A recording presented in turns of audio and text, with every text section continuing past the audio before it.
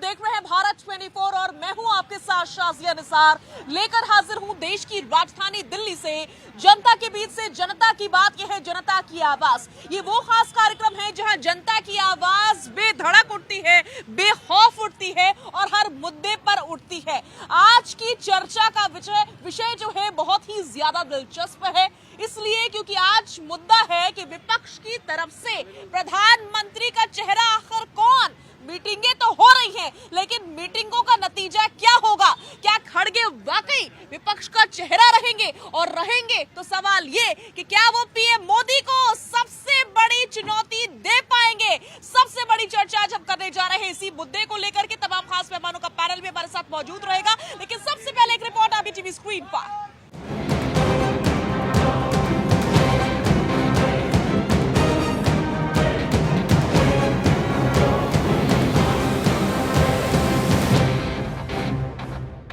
तो एक तरफ देश की जनता हमारे साथ जुड़ चुकी है, सभी का बहुत बहुत स्वागत है भारत 24 पर, और दूसरी तरफ है खास मेहमानों का पैनल। जल्दी से तारुफ करवा देती हूँ सभी का।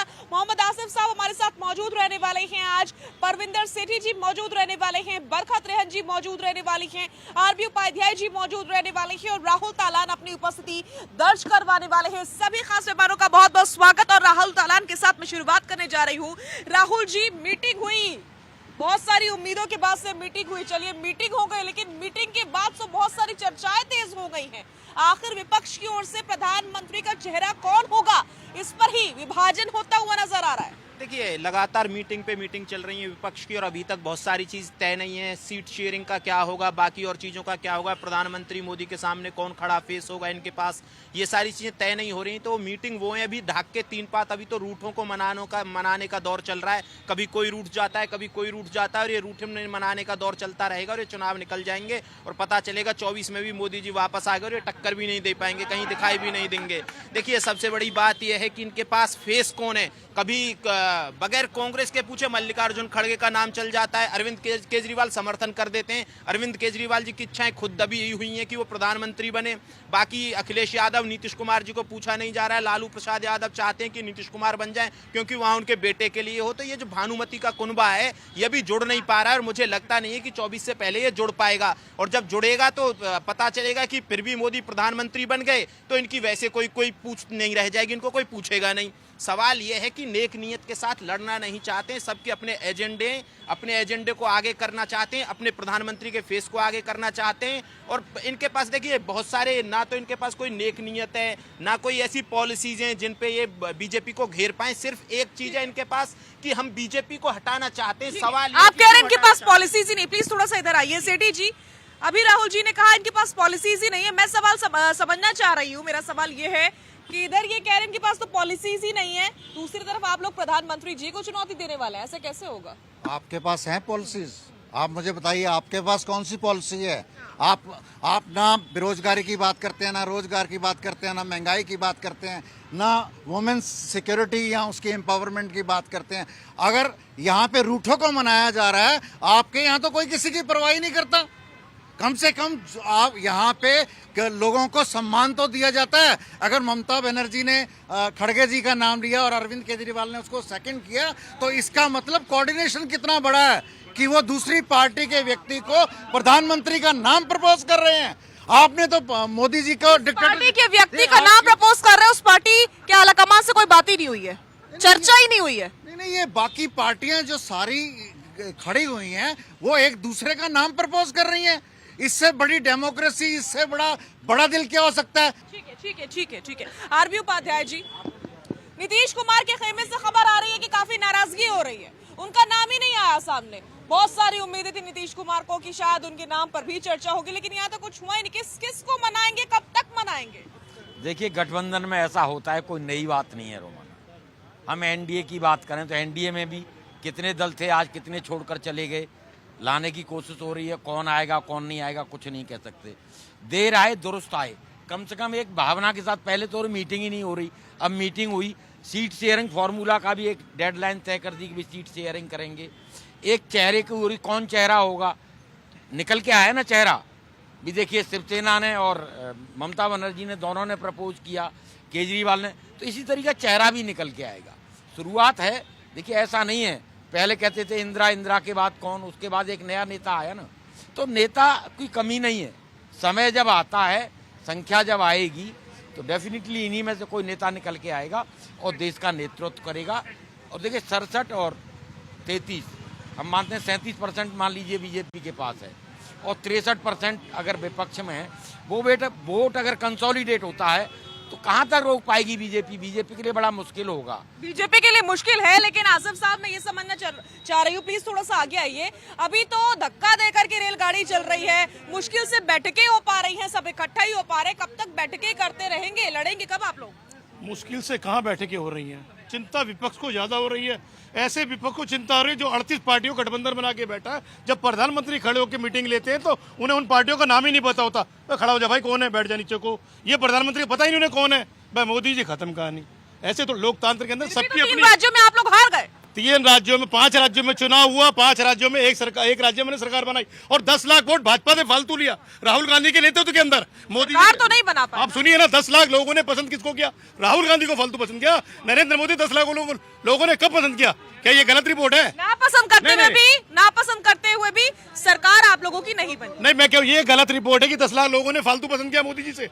देश की जनता विपक्ष को पसंद कर रही है। किस तरीके से देश की जनता ने तय किया कि हमने पार्लियामेंट के अंदर ऐसे ऐसे सांसदों को भेजा जो अपनी बात रखे। एक गुंडे सांसदों ने भेजा कि भाजपा का सांसद भेजता है एक आतंकवादी को जेल, पार्लियामेंट के अंदर वो अटैक कराता है, किस तरह का हादसा होता है। उसके बाद में पूरी भाजपा तमाम आवाज उठाने वाले सांसदों को उठा के बाहर फेंक देती है और वॉकआउट कर देती, सबको बाहर निकाल। बिना जांच के कैसे आप आरोप लगा सकते हैं? लेटर मैंने लिखा क्या? नहीं, लेटर मैंने लिखा, भाजपा के सांसद ने लिखा। ये झूठा है क्या? ये सब सारी मीडिया में सब जगह सार्वजनिक है कि भाजपा के लेटर पैड के ऊपर वो दोनों लोग सांसद अंदर आए। उन लोगों ने जो हालात पैदा किए, कुछ भी हो सकता था, लेकिन उनको, उस सांसद को भाजपा बचाने के लिए तमाम सांसदों को, 142 सांसदों को पार्लियामेंट से बाहर निकाल के फेंक देती है। इसके खिलाफ देश की जनता देख रही है। एक गुंडे शाह को, एक हिटलर शाह को पार्लियामेंट में नहीं रहने देता है, ऐसे लोगों को जो पार्लियामेंट तक का मजाक उड़ाए। ठीक है बरखा जी, अभी कुछ देर पहले सेठी जी ने कहा कि आपके पास क्या पॉलिसीज है, यानी कि विपक्ष के क्या, आप लोगों के पास, सरकार के पास क्या पॉलिसीज है जिसको लेकर के आप इस बार मैदान में उतरने वाले हैं। लोग के पास तो जमीनी मुद्दे हैं, उन मुद्दों को लेकर के उतरेंगे और जीतेंगे भी, दावा ठोक रहे हैं। मेरे को बहुत हंसी आ रही है यहाँ पे इन लोगों की बातें सुन करके, क्योंकि ये लोग मोदी विरोध में ये सोच रहे हैं कि मोदी का विरोध करते रहेंगे और विपक्ष की गुणगान करते रहेंगे तो विपक्ष आ जाएगा। विपक्ष इतना कमजोर है कि विपक्ष के पास कुछ नहीं है, ना कोई नीति है, ना कोई नाम है, ना कोई पीएम फेस है। विपक्ष ने अपना मजाक बना के रख दिया है। खड़गे का नाम किसने प्रपोज किया ये आप सब जानते हैं। क्या ये प्रपोज करने से पहले कुछ इन्होंने आपस में बातचीत करी थी? क्योंकि राहुल गांधी को तो कोई रिप्लेस कर नहीं सकता। अभी तो आला कमान ने कितनी वाट लगाई होगी ये आप सब जानते ही हैं। खड़गे जी तो खुद ही डर गए, उन्होंने कहा नहीं नहीं ऐसा नहीं है कुछ भी। तो मतलब आप सोचिए कि विपक्ष के पास तो एक फेस भी नहीं है, ना आज है ना कल था। मुझे 5-6 साल हो गए लगातार ये बात पूछते रहे कि कांग्रेस के पास कौन सा चेहरा है पीएम फेस, ना वो आज तक बता पाए। अभी अलायंस के बाद भी उनके पास कुछ नहीं है, ना कभी कुछ रहेगा। लेकिन 24 में तो आएंगे मोदी जी ही, क्योंकि उन्होंने काम किया है, ग्राउंड पे काम किया। अगर ग्राउंड पे काम न किया होता तो लगातार इतने चुनाव कोई नहीं जीतता, ना ही कभी भी किसी भी पीएम की पूरे वर्ल्ड में इतनी अच्छी रेटिंग आपने देखी है भाई लोगों, किसी ने नहीं देखी। तो ये रेटिंग कैसे आती है? उनकी लोकप्रियता देखिए देखिए देखिए यहाँ पर देखिए, मोदी के नाम में तिल मिला जाते हैं लोग। मोदी के जो फैक्ट नहीं, शादिया जी ऐसे नहीं चलेगा, ऐसे नहीं चलेगा। जब मैं बोल रही हूँ कि मेरा प्रधानमंत्री लोकप्रिय है, सांसदों को वैसे भी ये सांसद कर क्या रहे, ये सांसद वैसे भी रॉकेट बना के उड़ा रहे थे, विंक कर रहे थे, जप्पी डाल रहे थे, कागज उड़ा रहे थे। ऐसे सांसद बाहर ही ठीक है। आप मेरा मुंह पे न खुलवाइए, मुझे सिर्फ इतना बताने दीजिए कि मोदी है तभी मुमकिन हो पा रहा है आप सबका यहाँ रहना। 370 हटाया किसने? राम मंदिर किसने बनवाया? एक पॉलिसी चाहे विमेन रिजर्वेशन बिल कौन लाया? आप तो बातें ही करते रहे, कौन लाया? अभी कोई कह रहा था महिलाओं की सुरक्षा, विमेन रिजर्वेशन बिल कौन सी पार्टी लाई है? थोड़ा इंट्रोस्पेक्ट किया करिए, थोड़ा होमवर्क किया करिए, फिर आया करिए। जब आएगा टाइम तो लागू भी होगा। ठीक है बरखा जी, आप बात कर लेते हैं जनता मैं ये बोलना चाहता हूँ, ये बोलते हैं कि रोजगार नहीं है, ये नहीं है, वो नहीं है। आप मुझे ये बता दो, फिर भी मोदी को ही क्यों चाहते हैं लोग? 1000 में से आप सर्वे करोगे ना तो 100 ही बोलेंगे कि खिलाफ, बाकी जो है ना 900 यही बोलेंगे कि मोदी जी। मुझे बता दीजिए। और ये नहीं, उसकी बात ये बोले कि राशन, पहले राशन मिलता था कांग्रेस के टाइम में, ये अधिकार है लोग आम आदमी का, ये नहीं कि हम फ्री में ले रहे या उसकी चाहत है, ये अधिकार है। केवल कांग्रेस राशन के नाम में केरोसिन देती थी, कुछ नहीं देती थी। सड़ जाता था अनाज पर गरीब तक नहीं आता था अनाज। क्या बात कर रहे हैं आप? सबसे चोर, सबसे निकम्मी तो कांग्रेस है। और स्पेशल 26 की रही बात, ये ख्वाब देखते रहो आप, ये ख्वाब कभी पूरे नहीं होंगे शेख चिल्ली के, ठीक है। कभी पूरे नहीं होंगे। मैं ये कहना चाहता हूँ, मेरे भाई आरिफ जी कह रहे हैं 80 करोड़ लोगों को अनाज दिया जा रहा है। इनको ये पता नहीं है अनाज कहाँ से आ रहा है, कौन से दिया जा रहा है। पहले की सरकारें क्या करती थी, अनाज को सड़ाती थी और फिर 20 पैसे में वो अनाज किसको देती थी, बियर बनाने वाली कंपनियों को। और उसकी आड़ में वही उसी रेट में फ्रेश अनाज किनको बेचा था, आटा मिलर्स को। मोदी जी क्या दे रहे हैं, वो जनता को दे रहे हैं। इनको तकलीफ ये है। भाई कह रहा था ना 1000 में से 900 लोग मोदी जी के पक्ष में। मोदी जी ने कोई ऐसा जादू नहीं कर रहा, वो हिप्नोटाइज नहीं कर रहे, वो काम कर रहे हैं 24/7। भरोसा है, उनकी गारंटी पे भरोसा है। आप समझिए, इन्होंने 72,000 का वादा किया था, कितना महीने का 6,000 रुपए देंगे, और मोदी जी ने क्या कहा, मैं 500 दूंगा। उनकी 500 ही गारंटी सफल हुई और इनके 72,000 की टाई फिस। तीन राज्यों में इनको पता ही नहीं। जो गठबंधन इनको 20 में बनाना था, कब बना रहे हैं, 23 में। और कब चुनाव है, मई में। ठीक है, ये वैलिड क्वेश्चन है, ये क्वेश्चन वैलिड है। यहाँ से कौन बोलना चाहता है, कौन बोलना चाह रहा है, बोलिए। देखिए, कांग्रेस पार्टी के वजूद नहीं है। कांग्रेस पार्टी जो है, आज जो घटना घटी है राज्यसभा में, लोकसभा में, जब लोकसभा का स्पीकर हेड होता है, उनकी अध्यक्षता में बैठक हुई थी, तो सबों ने कहा कि कोई भी गलत काम पट्टी वगैरह लगा करके नहीं आएंगे। तो जब वैसा बात पास, कांग्रेस पार्टी भी इस वजह से लिख थी, तो फिर पट्टी विरोधी पार्टी क्यों लगा के आया? सवाल ये वाजिब है राहुल जी कि जब बार बार बोला गया है कि इस प्रकार की हरकतें आप नहीं करेंगे और करते हैं तो आपको सस्पेंड कर दिया जाएगा, फिर भी क्या बार बार इस प्रकार की घटना जानबूझ करके की गई ताकि सस्पेंशन हो और जनता में एक मैसेज जाए कि देखिए ये तो तानाशाह सरकार है? देखिए, ये करते तो प्री प्लान है बहुत सारी चीजें। जैसे देखिए, जो संसद में घुसे उनको बेरोजगार बताना शुरू कर दिए। जो संसद में घुस रहा है वो बेरोजगार कैसे, और 40 साल का बेरोजगार कैसे, 45 साल का बेरोजगार कैसे? अगर या तो वो निकम्मा था इसीलिए बेरोजगार है, नहीं तो कोई रोजगार लगा के बैठ जाता 40 साल का आदमी कुछ ना कुछ। और देखिए, सबसे बड़ी बात ये है कि इंडिया अलायंस बना लें या भिंडी अलायंस बना लें, आएगा तो मोदी ही। ये बिल्कुल साफ है, 24 में मोदी आ रहा है। और देखिए, एक चीज बोली इन्होंने महिला सशक्तिकरण की बात। भाई, इस सरकार ने महिला रिजर्वेशन बिल पास किया और आप बात करते हैं महिला सशक्तिकरण की। आपने इतनी सारी गारंटी दी, मोदी ने कुछ गारंटी दी और जनता ने उनको 3 राज्यों में सरकार बना के दे दी। बात कर रहे थे 10 लाख वोट फालतू मिल गए, ठीक है भाई, उन 10 लाख को नहीं 20 लाख ले लीजिए, सरकार तो बीजेपी की है। अब दिल समझाने के लिए ख्याल अच्छा है, गालिब वाली बात है कि आप कैसे भी समझाते रहिए अपने दिल को। आपको दिल को बस ठंडक देने के लिए ये सारी चीजें करते रहिए। भैया, मोदी से ज्यादा वोट लेके आई। देखिए, सबसे बड़ी और एक और चीज बात बता दूं इनको, मैंने जैसे बोला कि पॉलिसी लेसे, कोई पॉलिसी के साथ आए विपक्ष की, भाई हमारे पास ये पॉलिसीज है, मोदी की पॉलिसीज में कुछ सुधार करने की बात करे। पॉलिसी में कोई सुधार करने की बात नहीं है, सिर्फ और सिर्फ हटाना। क्या है, मोदी को हटाना है। क्यों हटाना है पता नहीं, मोदी को हटाना है। अब इनको देखिए, जैसे खड़गे जी की बात चली कि खड़गे जी पीछे क्यों हट गए। उनको पता है कि अल्टीमेट पावर किसके पास है, राहुल गांधी और सोनिया गांधी के पास। खड़गे जी को तो कभी भी विदा किया जा सकता है, जैसे ही नाम चला कि नहीं प्रधानमंत्री तो बनेगा कांग्रेस से राहुल गांधी, और कोई नहीं बन सकता है अगर जो इनका नंबर आया तो। और मुझे नहीं लगता इनका नंबर 24 में आने भी वाला है। ठीक है सेठी जी, लेकिन सवाल तो वाजिब है कि दिसंबर चल रहा है, दिसंबर मतलब एंड होने पर है, आप समझ लीजिए, और जनवरी यानी कि हम 2024 में दाखिल होने वाले हैं। कब लड़ेंगे कब? अभी तो बैठकों का सिलसिला ही खत्म नहीं हो रहा, संयोजक रेडी नहीं है, प्रधानमंत्री फेस तैयार नहीं है, कुछ अता पता ही नहीं है, सब एक दूसरे के ऊपर ही बस थोप रहे। चलेगा कब तक? देखिए, इनसे कोई भी प्रश्न करो, ये कहेंगे जी मोदी जी मोदी जी मोदी जी मोदी जी। आप आंकड़ों को नहीं मानते। अभी 4 प्रदेशों के अंदर चुनाव हुए, 11 करोड़ लोगों ने वोट दिया, जिसमें 4.5 करोड़ इनको मिले, 4 करोड़ 60 लाख कांग्रेस पार्टी को मिले। आप उन आंकड़ों को नहीं मानते। अब आप इस बात को समझिए, एक देश के अंदर एक क्रांति आई है, जब आप डिक्टेटरशिप की राजनीति करना चाहते हैं, डेमोक्रेसी को खत्म करना चाहते हैं, तो ये सारे लोग इकट्ठा हुए हैं, तो आपको घबराहट किस चीज की है? आपके पास किसी बात का जवाब नहीं है। नीतीश लालू नाराज हो गए हैं। अरे आप क्यों चिंता कर रहे हो? आप क्यों चिंता कर रहे हो? आपकी चिंता किस बात की है? ये तो आप घबराए हुए हैं, बौखलाए हुए हैं, ये घबराहट है। एक एक करके प्लीज प्लीज। देखिए बौखलाहट तो इनको है, बता इधर है, इधर तो क्लीन स्वीप हो जाता है, इधर तो बिल्कुल फर्स्ट क्लास वोट आ रहे हैं, सरकार बन आप रही भी है, 2 सीटों पर थे, सभी सुपड़ा आप भी 2 साफ सीटों हो पर जाता है, थे। सुपड़ा ये तो साफ हो जनता जाता है और है, अच्छे जनता से जवाब देगी, सरकार बन रही है। जनता मैंडेट और फिर देकर जवाब देगी। आने वाले समय में कभी आप भी 2 सीटों पर थे, कभी आप भी 2 सीटों पर थे। इतना सत्ता का घमंड नहीं चाहिए, इतना सत्ता का घमंड नहीं होना चाहिए।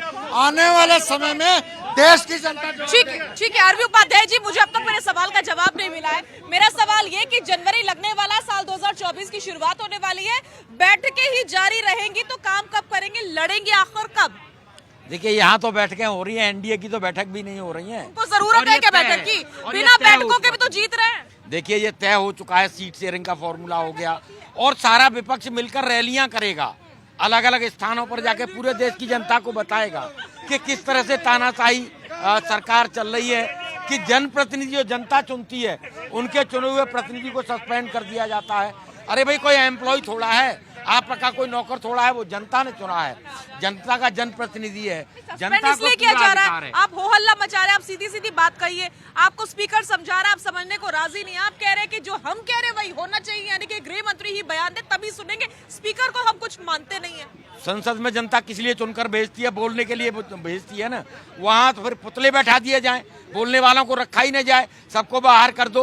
लोकतंत्र में क्या होता है, लोकतंत्र का एक मर्यादा होती है। पद की गरिमा क्या होती है? आरबी उपाध्याय जी, आप सीनियर जर्नलिस्ट हैं, आपने बाहर की तस्वीर देखी होगी, कुछ एमपीज में से एक आध एमपी भी बिक्री कर रहे थे, राहुल गांधी खड़े होकर वीडियो बना रहे थे, तो वो अंदर क्या कर रहे होंगे? देखिए अंदर जब जर्सी गाय और पता नहीं कौन कौन से शब्द यूज होते हैं तब तो कोई एक्शन नहीं होता। अगर मान लिया विपक्ष का सांसद सत्ता पक्ष पे एक्शन करके देखे ना, सत्ता पक्ष के किसी एमपी पर, ये तो अब जग जाहिर हो चुका है, वो कुछ भी कर रहा है वो सब कुछ जायज है, लेकिन विपक्ष का अगर वो डेकोरम मेंटेन कर रहा है उसके ऊपर भी एक्शन हो जाएगा। तो ये दोनों चीजें नहीं होती लोकतंत्र में, सत्ता पक्ष और विपक्ष दोनों धुरी हैं, दोनों का अपना महत्व है। और आप ये सोचते हैं विपक्ष खत्म हो जाए, सिर्फ हम संसद को चला लें, फिर वो लोकतंत्र नहीं है, फिर हम तानाशाही की ओर जा रहे हैं। ठीक है, जनता की बात कर लेते हैं, जनता से सुन लेते हैं, जनता क्या कहना चाहती है, कौन बोलना चाह रहा है? देखिए जो गठबंधन का चेहरे से दिक्कत नहीं है, इनकी हवा निकली हुई है, 3 राज्य हार कर सीखना चाहते नहीं है। और जो बात करती जनता जनार्दन चाहती है, आप जैसे पत्रकार जब जनता के आम आवाम में जाते हैं, हम उसमें जनसमूह में जाते हैं तो 60% लाइक आज के मौजूदा प्रधानमंत्री पर विश्वास रखते हैं। सबके साथ सबके विकास के जो कार्य किए जा रहे हैं, जिन्होंने युवा को सोचा है और जाना है और स्टार्टअप दिया है, किसानों के लिए हित के लिए कार्य किए हैं और जवानों के लिए कार्य किए हैं, सबका साथ, 4 मजहब छत्तीसगढ़ ये जो कार्य करी है, और जो कहते हैं एनडीए साथ दे, 303 सांसद होने के बावजूद भी अपने गठबंधन के साथियों को मंत्रिमंडल में स्थान देने वाली भारतीय जनता पार्टी है। और ये विपक्ष भी चिल्ला रहा है जो 50 सालों में कार्य न कर पाए, बड़ी बड़ी बातें तो करी, जो मौजूदा सरकार 9 साल में काम करे, जनता का अटूट विश्वास है और प्रचंड बहुमत के साथ ये जनता जनार्दन है, वोट की ताकत से 3 स्टेट अभी हराए हैं और 24 में भी हराने का काम करे। ठीक है, यहाँ से कौन बोलना चाह रहा है? मैं कह रहा हूँ कि मोदी जी का कोई मुकाबला नहीं कर सकता। विपक्ष वालों के पास, विपक्ष की तो नींव ही ला दी मोदी जी ने। मोदी जी का ये कह रहे हैं ना डिक्टेटरशिप है, हमें डिक्टेटरशिप उनकी मंजूर है। मतलब उनका इतना काम करने का तरीका इतना बढ़िया है कि हर तरफ देखते हैं, मतलब छोटी से छोटी चीज़ भी देखते हैं वो लोग। मोदी जी का टीम वर्क बहुत बढ़िया है, हमें उनकी हर चीज़ मंजूर है। ठीक है, ठीक है, ठीक है। लेकिन ये तस्वीर हमें कांग्रेस के किसी नेता के लिए नजर क्यों नहीं आ रही है? लोग कह रहे हैं कि मोदी जी अगर डिक्टेटरशिप भी कर रहे हैं तो भी हमें कबूल है, स्वीकार्य है, लेकिन वही ये ज़ील जो है, ये जो एक्साइटमेंट है, हमें कांग्रेस की या फिर किसी और लीडर की ये नजर क्यों नहीं आती है? राहुल, पहली बात तो ये कि मोदी जी कोई डिक्टेटरशिप थोड़ी है, देश में लोकतंत्र है और लोकतंत्र अच्छे से चल रहा है। ये कह रहे हैं कि अगर ऐसा भी होता तो हमें स्वीकार है। वो ठीक है, लोगों का प्यार है, लेकिन सच बात ये है ना कि विपक्ष आरोप लगाता है। देखिए यहाँ 3 लोग खड़े होकर मोदी के खिलाफ बोल रहे हैं, राहुल गांधी खिलाफ बोल रहे हैं, अब डिक्टेटरशिप उसको बोलते हैं जब 1975 में जब वो लगाता है इमरजेंसी देश में। डिक्टेटरशिप वो थी कि आप खिलाफ बोलने वालों को जेल में ठूस दो, यही तो हुआ था। अब ये बात करते हैं लोकतंत्र की, जिन्होंने लोकतंत्र का हनन किया था, ये लोकतंत्र को ही नहीं समझते हैं। देखिए सबसे बड़ी बात है, इस देश में संवैधानिक पद पे बैठे हुए व्यक्ति का आप मजाक उड़ाते हैं, मिमिक्री करते हैं, और वो इस देश के उपराष्ट्रपति हैं और वहां मजाक हो रहा है। और इनके जो सीनियर लीडर हैं, जो इनके शहजादे हैं या चश्मो चिराग हैं, वो वहां वीडियो बना रहे हैं। उनका काम देखिए कि वो आदमी चाहते हैं कि उनको प्रधानमंत्री बना दिया जाए, वो वीडियो बना रहे हैं। और इनकी पार्टी के संगठन अध्यक्ष, जो संगठन के मंत्री हैं, जो संगठन मंत्री होते हैं, जो पार्टी को चलाते हैं, वो भी हंस रहे हैं साथ में, और दोनों ताली मार मार के हंस रहे हैं। सवाल ये है कि भाई आप कर क्या रहे हो? और आप सीरियस पॉलिटिशियन बोले जनता आपको, आप जनता आप पे भरोसा करे? आपको शर्म नहीं आती है कि आप इस देश के संवैधानिक पद पे बैठे हुए व्यक्ति का मजाक बना रहा है एक सांसद, और आप जो इस देश के और खुद को दावेदार मानते हैं और एक लेगेसी वाला कांग्रेस की लेगेसी और बाकी बखान करते घूमते हैं, और आप बेशर्म होकर वहां वीडियो बना रहे हैं। अगर जो आपको सच में इस देश के लोकतंत्र और संवैधानिक व्यवस्था की चिंता होती तो आप वहां मना करते, और तब पता चलता कि राहुल गांधी सीरियस पॉलिटिशियन है। लेकिन जो राहुल गांधी का कृत्य है वो नॉन सीरियस पॉलिटिशियन। अगर इससे पहले भी आसिफ साहब सवाल उठते रहे राहुल गांधी की, और एक बार फिर से जो वीडियो सामने आया उसने बता दिया कि राहुल गांधी सीरियस तो इस वीडियो में नजर नहीं आ रहा है, जिसको लेकर सवाल उठ रहा है। इस पर जवाब क्या रहेगा? जवाब सबसे बढ़िया, किस तरीके से महिलाओं की सम्मान की बात होती है। जब महिलाओं की बात होती है जंतर मंतर पे, तब प्रधानमंत्री महिलाओं को नहीं के बोलते। उसी सांसद को बचाने के लिए पूरी भाजपा लग जाती है, और आखिर तक ले रहते कोर्ट को इंटरफेयर करना होता है जब एफआईआर होती है। जब एफआईआर के बाद में जब उसको सीबीआई कोर्ट से राहत मिलती है, बेल होती है, तो किस तरीके से भाजपा सांसद महिलाओं के सम्मान के लिए करते हैं। वो फोटो तमाम अखबारों में छपा। ऐसी महिलाओं की बात करेंगे आप? ये सम्मान देंगे महिलाओं को आप? ये भाजपा के सांसद सम्मान देंगे? किस तरीके सम्मान दे रहे हैं? इसी तरीके से कुलदीप सेंगर को बचाने के लिए ये महिलाओं की बात कर रही है। तमाम भाजपा खड़ी हो गई, ये महिलाओं की बात कही। बड़ा अच्छा लगता है इनके मुंह से, बहुत अच्छा लगता है मुंह से इनके कहते हुए कि महिलाओं की बात कर रहे हैं। ठीक है, आप कह रहे हैं कि प्रधानमंत्री या बीजेपी के सांसद या बीजेपी के विधायक ऐसा करते हैं, तो क्या वो अगर कुएं में कूदेंगे तो राहुल गांधी भी कुएं में कूद जाएंगे? आप बलात्कारी का समर्थन कर रहे हैं क्या? मैं तो नहीं कर रहा। कुलदीप सेंगर का समर्थन, बलात्कार करना कराइए, भाजपा कराइए। भाजपा तो कहती है बलात्कारी भाजपा का राहुल गांधी का है, सवाल राहुल गांधी पर उठ रहे हैं। अपने भाजपा सांसद को कहना, भाजपा का एमएलए तो कहता है बलात्कारी संस्कारी है, वो इनके हमारे यहाँ नहीं है, वो इनके संस्कारी है। ये तथ्य तो है, वो खड़ा होकर रैली में कहता है ये बलात्कारी संस्कारी है। अब तक राहुल गांधी के ऊपर जवाब नहीं दिया मुझे राहुल। देख लिया आसिफ साहब, देखिए जो लोग जवाब नहीं दे पाते शाजिया जी सवालों का, वो महिलाओं के मुद्दे को जबरदस्ती उसमें प्लांट करते हैं। महिलाएं बहुत खुश है और महिलाओं ने ही वोट दिए हैं। वोटर्स कौन थी? माताएं, बहनें, भांजियां, जिन्होंने वोट दिए, जिन्होंने 3 राज्य जितवाए हैं। लेकिन मैं यहाँ बड़ा सवाल ये है, इन सभी से विपक्षियों से पूछो, ना तो उनके पास कोई चेहरा है, ना उनके पास कोई पॉलिसी है, ना उनके पास कोई काम है जो दिखा सकते हैं। ना कहने के बावजूद देश की जनता ने 10 लाख वोट फालतू दिया है। 10 लाख वोट फालतू, 10 लाख फालतू, नहीं 10 लाख वोट फालतू दिया अभी 1 महीने पहले। नहीं बोलिए ना, बोलिए। आसिफ साहब एक सेकंड, की गारंटी देश को मिलती है, जो जो गारंटी है वो यहाँ पे जो मोदी ने गारंटी दी है वो इस देश के हर सिटीजन। साहब ऐसा चल नहीं पाएगा ना कि आप भी बोलते रहे, मैं काउंटर के लिए आपके पास आ सकती हूँ, प्लीज उनको बोलने दीजिए। मोदी ने जो गारंटी दी है, मोदी ने जो भरोसा दिया है, मोदी का जो काम है वो बोलता है। देश के नागरिक को, जो वोटर है वो बहुत समझदार है। आपकी बेवकूफी वाली बातों से वोटर गुमराह नहीं हो जाएगा।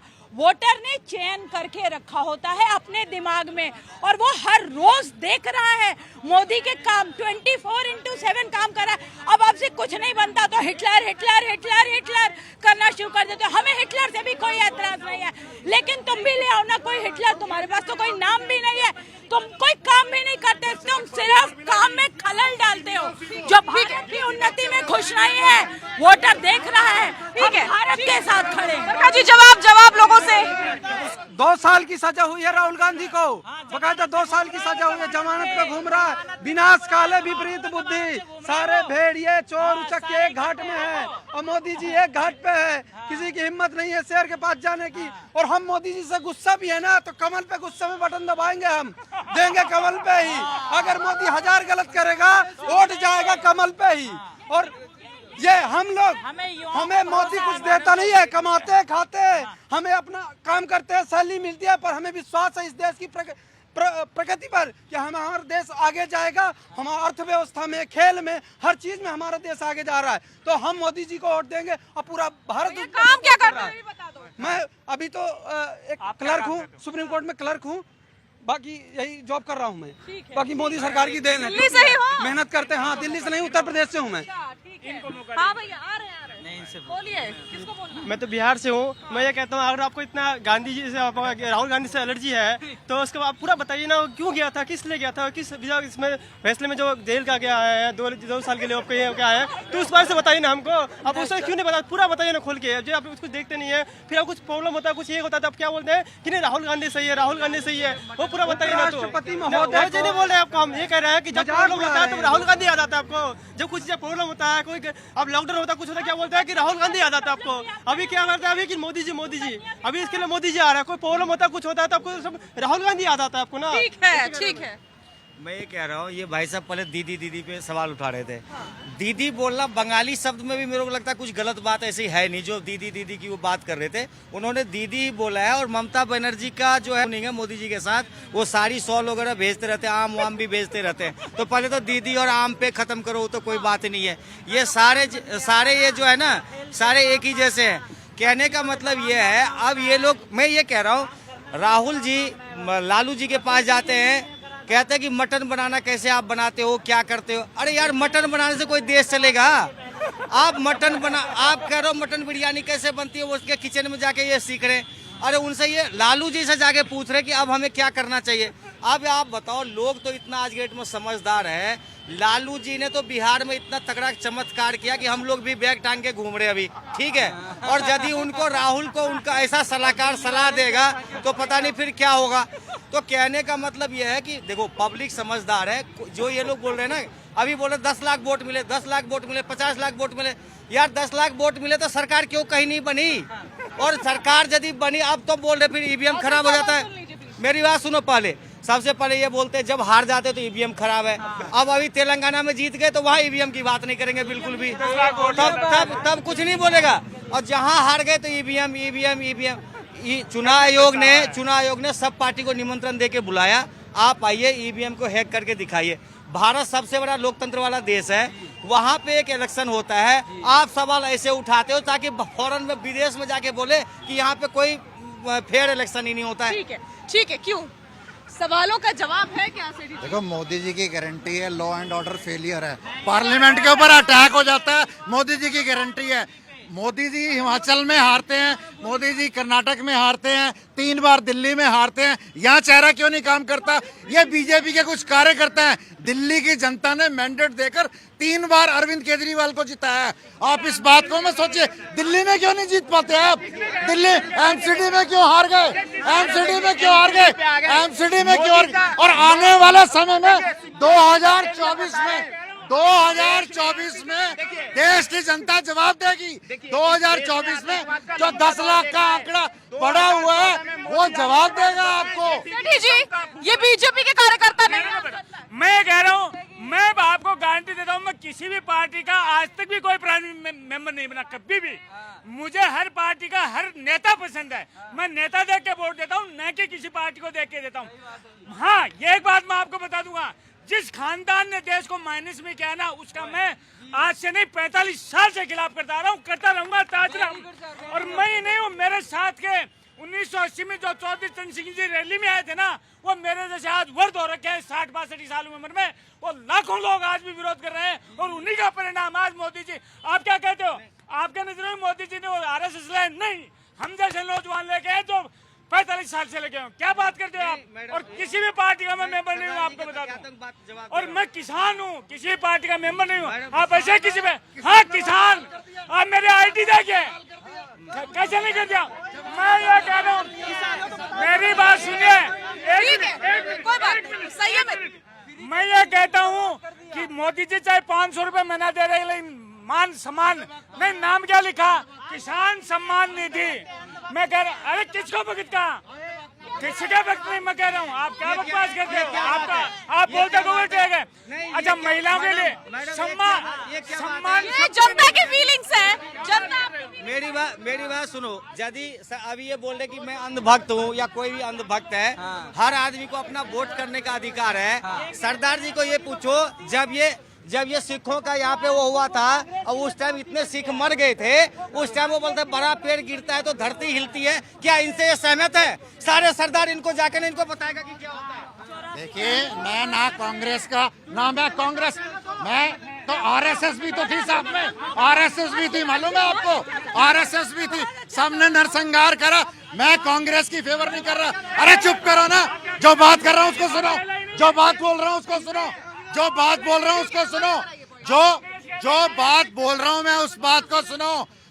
मैं कांग्रेस का नहीं हूँ, ना मैं किसी पार्टी का हूँ। मैं देश के हित में जो पार्टी काम करेगी मैं उसके साथ हूँ। जो गरीब का साथ देगी, जो मजदूर का साथ देगी, जो किसान का साथ दे। अरे किसान 13 महीने बैठे रहे, जवानों का क्या हाल करा? रोज जवान आत्महत्या कर रहे हैं, मालूम है आपको? देखिए दिक्कत क्या है, पूरे विश्व में मोदी का गुणगान क्या ऐसे ही हो रहा है? वो देश हित का काम कर रहा है, तभी तो पूरे विश्व में गुणगान हो रहा है। और अगर हम अपनी आंखों पे पट्टी बांध ले तो ये चीजें नहीं बदल जाती। कांग्रेस का नरसंहार, कांग्रेस ने सिखों का नरसंहार किस तरीके से किया था, ये बहुत बड़ा वैलिड क्वेश्चन है जिसका जवाब नहीं दे पाए। मेरी संस्था है नेशनल फ्रंट फॉर, ठीक है, कोई बात नहीं। उसके लिए हमने लंबी लड़ाई, ठीक है सेठी जी दिल पर नहीं लेना है, दिल पर नहीं लेना है। दिक्कत ये है कि सारी चीजों को ना समझ थोड़ा गड़बड़ हो जाती है। जैसे इन्होंने बोला कि आरएसएस कहाँ था उसमें, ये बताइए ना। कांग्रेस के 2 लीडर्स को वहां सजा हुई है, जगदीश टाइटर और सज्जन कुमार, कांग्रेस के लीडर हैं 1984 के सिख दंगों में। ये उन सारी चीजों पे बात नहीं करेंगे। देखिए, बात करते हैं, मैं न्यूट्रल हूँ, किसी पार्टी से नहीं हूँ, लेकिन दिखता है कि बीजेपी से हेट दिखती है, नरेंद्र मोदी से हेट दिखती है। आप करिए ना, मैं जैसे बोलता हूँ कि पॉलिसी कंडेम करिए, आप बोलिए कि नरेंद्र मोदी की ये पॉलिसी गलत है और उस पर बताइए कि गलत क्यों है। पार्लियामेंट में क्यों अटैक हुआ, ये जवाब दीजिए ना। अच्छा, आपकी सिक्योरिटी लैब हुई कि नहीं हुई? ये सिक्योरिटी लैब हुई कि नहीं? इसी देश में लॉ एंड ऑर्डर फेलियर इसी हुआ देश कि में नहीं? ऑर्डर फेलियर हुआ कि 10 साल से अरे इस देश आपको में देश बम से नहीं माफी फूट मांगनी रहे हैं, चाहिए। नहीं तो देश दिल्ली में से लाजपत वहाँ बड़ा नगर में हादसा बम, हो जाता। गुवाहाटी में ठीक है बम, सेठी। अक्षरधाम पे अटैक, क्या क्या नहीं देखा इस देश ने। इस देश ने बहुत कुछ देखा है, बहुत लंबा आतंकवाद का दौर देखा है। मोदी ने इस सिक्योरिटी को टाइट करके रखा हुआ, आतंकवाद को कंट्रोल करके रखा हुआ, इनको समझ में नहीं आ रहा है। अगर जो यूपीए का दौर होता तो हम यहाँ खड़े हो सकते थे क्या? इतनी भीड़ हो सकती थी क्या? यहाँ हर वक्त आवाज आती, किसी इस चीज को मत छूइए, उस चीज को मत छूइए, पुलिस यही बोल रही होती, यहाँ मत छूइए, वहाँ मत छूइए।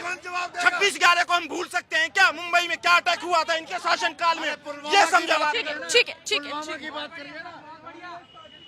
देखिए, बात सब कर रहे हैं, पुलवामा भी हुआ, यहाँ पर गुजरात में दंगे हुए, उसकी कोई बात नहीं करेगा।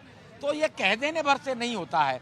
गारंटी से पेट नहीं भरता है। किसान की आमदनी दुगनी होनी थी, हो गई। महंगाई घटनी थी, घट गई। पेट्रोल डीजल के रेट 40 रुपए लीटर पर होने से क्या हो गए? क्या गारंटी है? कोई गारंटी नहीं है। अब बाद में कह दिया जाता है जुमला है, वो सब चुनावी जुमले हैं। तो जीतने के लिए कौन क्या करता है, क्या सच बोलता है, क्या झूठ बोलता है, जनता बखूबी उसका आकलन करती है। और जनता की अदालत सर्वोच्च अदालत होती है, वो जिसको ठीक समझती है उसको वोट करती है। और एक चीज और बता दूं, हार और जीत सिक्के के 2 पहलू होते हैं। ये नहीं है कि हारने के बाद में कोई राजनीति बंद कर देगा। हर राजनेता जीतने के लिए लड़ता है, हर पॉलिटिकल पार्टी जीतने के लिए लड़ती है।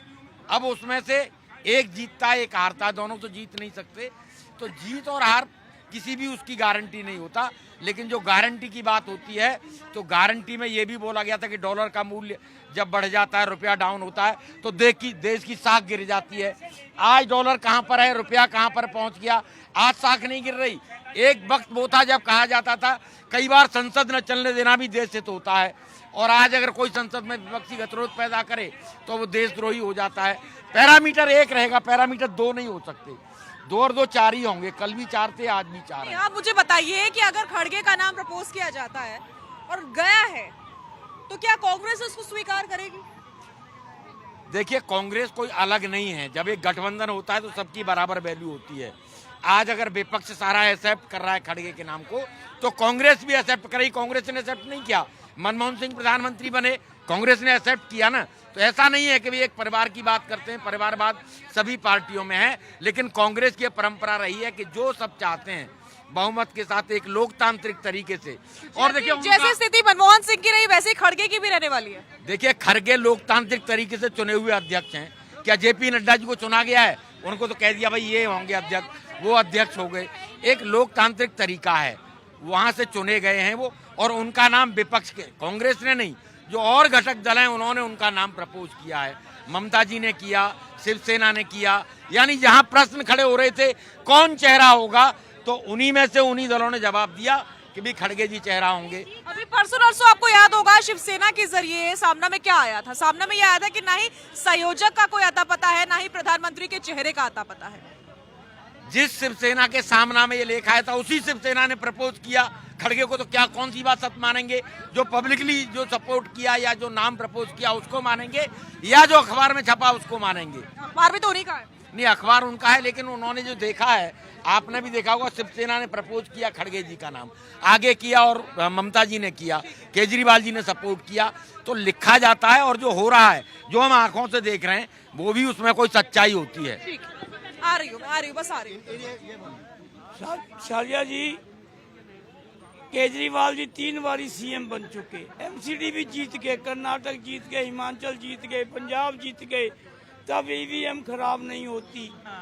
जब बीजेपी जीत देती है तो ये उसी समय हल्ला मचाते हैं ईवीएम खराब, ईवीएम खराब।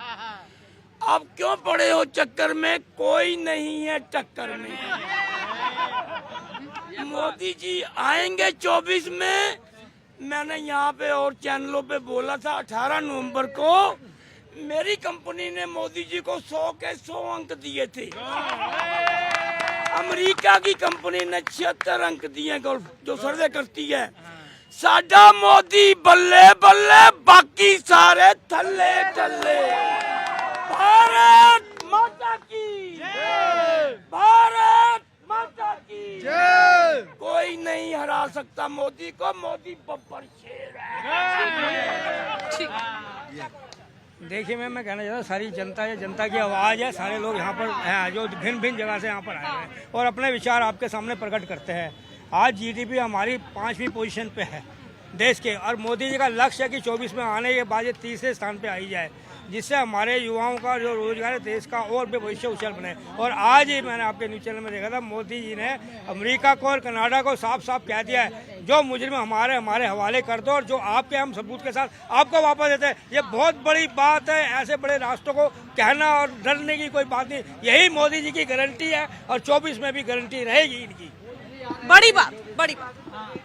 अभी ये आप खड़गे जी की बात कर रहे थे इनसे, तो मैं थोड़ा सा स्पष्ट कर दूं कि खड़गे जी का जैसे ही नाम प्रपोज किया गया है, नीतीश लालू नाराज, सोनिया जी नाराज, खड़गे जी कहाँ? खड़गे जी तो खड़े होने से पहले बैठ गए, खत्म हो गए। तो ये भूल जाइए, दलित कार्ड खेला गया है, वो दलित कार्ड। देखिए आप बोल रहे थे, मैंने बोला कुछ नहीं, तो फिर दलित कार्ड उन्होंने डाला। दलित कार्ड जानबूझकर डाला गया है दलित वोटर्स को अट्रैक्ट करने के लिए, लेकिन दलित वोटर्स को पता है ना नौमन तेल होगा, ना राधा नाचेगी, ना खड़गे का नाम जो प्रपोज हुआ है वो कभी नहीं आएगा आगे, वो यहीं पे खत्म हो गया।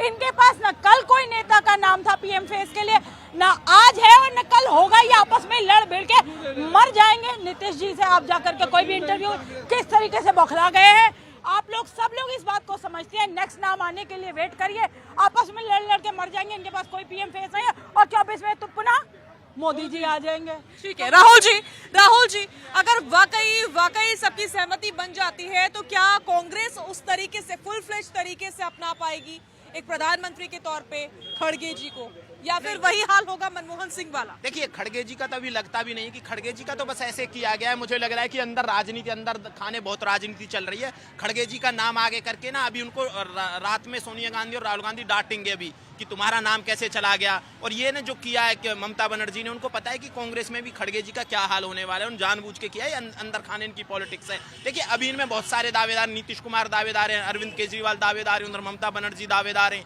और इधर राहुल गांधी दावेदार हैं, और इधर खड़गे जी भी दावेदार हैं। अभी तो कांग्रेस में ही कई सारे दावेदार हैं। ये दावेदारी खेलते रहेंगे, 24 में आ जाएगा मोदी, ये रह जाएंगे ऐसे ही। देखिए अभी इन्हें बहुत सारी चीजों में सामंजस्य बिठाना है। सीट शेयरिंग पे भी अभी कहाँ बात ऐसा होता भी है तो क्या वो मोदी को टक्कर दे पाएंगे?